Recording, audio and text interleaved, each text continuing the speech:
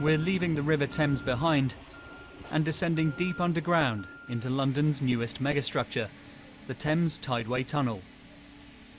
While engineers can still walk the tunnel for now, that won't be the case for long. In a year or so's time, this will be filled with sewage, so we wouldn't want to be here. But this is it. This is kind of one small part of 25 kilometres of tunnel that snakes right under London. The tunnel's route runs from West London to sewage treatment works on the Thames estuary. It's being built to deal with a major problem for London's iconic river. When it rains, the only overflow for the city's Victorian sewage system is the Thames. And as the city's grown, that's become a regular occurrence. When the system was built, this happened quite infrequently, a couple of times a year perhaps. Now this happens an average of once a week. And so in a typical year, 40 million tonnes of storm sewage, which is sewage and rainwater, spills directly into the Thames. Tunnelling was completed in 2022 after 7 years of work. When it becomes fully operational in 2025, it should remove 95% of the waste that currently goes into the Thames. But while this costly project is impressive, the record of UK water companies more generally is under fire.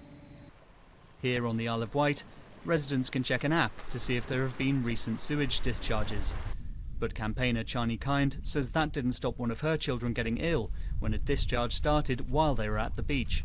I know at least one of my friends had the same problem with a similar age child on a different beach, and a couple of wild swimmers that I know had issues with their eyes and UTI infections as well. So yeah, people are getting sick. Environment Agency figures show that in 2022 there were on average more than 800 sewage spills per day in UK waterways.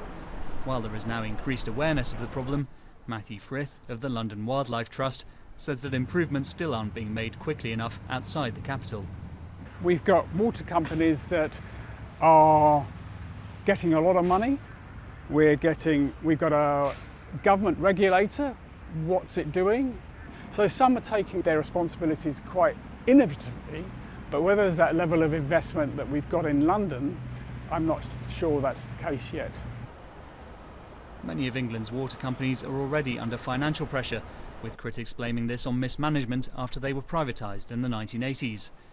Despite rising debts, most companies have still been paying out millions in dividends to shareholders.